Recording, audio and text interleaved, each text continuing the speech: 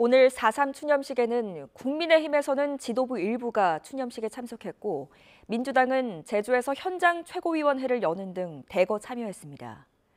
오늘부터 시작된 국회 대정부 질문에서는 민주당 의원들과 한동훈 법무부 장관의 설전이 오갔고 후쿠시마 오염수 방류 문제 등에 대한 질의도 이어졌습니다. 취재기자 연결해 보겠습니다. 권남기 기자. 네, 국회입니다. 네, 오늘 여야 모두 제주 4.3 추념식에 참석했죠?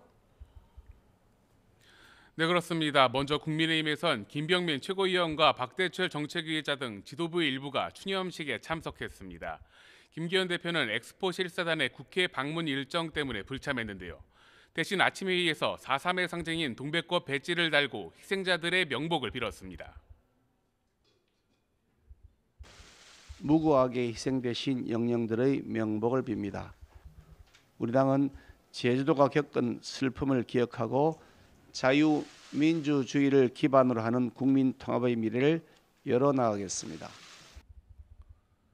다만 지난달 4.3 사건이 명백히 북한 김일성의 지시에 의해 촉발됐다고 말했던 태영호 최고위원은 여전히 기존 입장을 굽히지 않았습니다.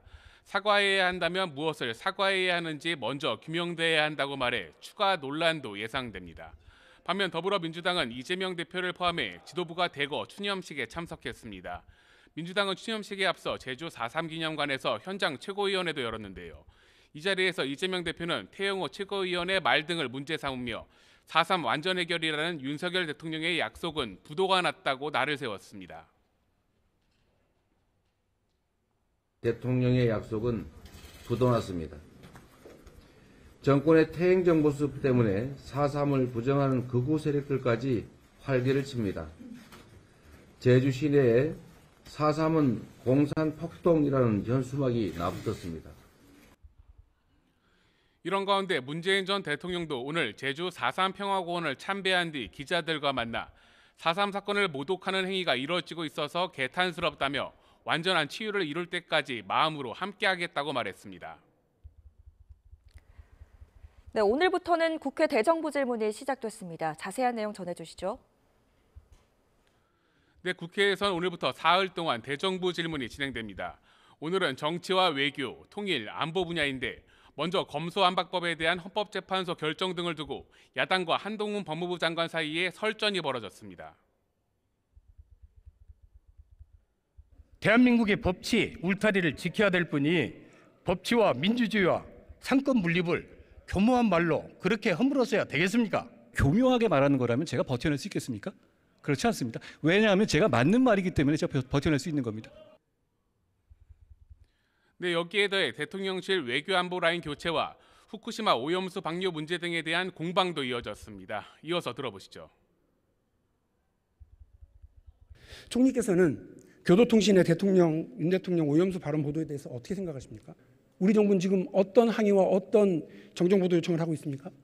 그 문제에 대해서는 수산물 도입에 대해서도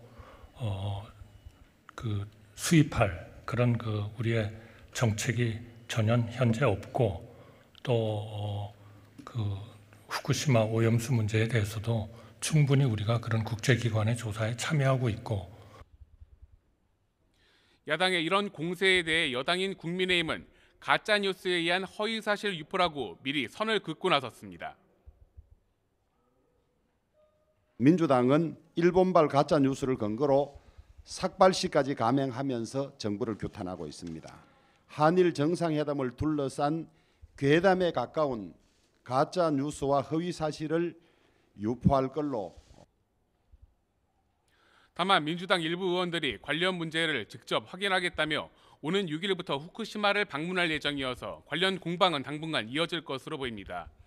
민주당은 이런 가운데 오늘 단독으로 농해수위를 연 데 이어 국회에서 결의대회와 삭발식을 개최하며 양국관리법 개정안에 대해 거부권을 행사하지 말고 즉시 공포할 것을 촉구했습니다. 지금까지 국회에서 전해드렸습니다.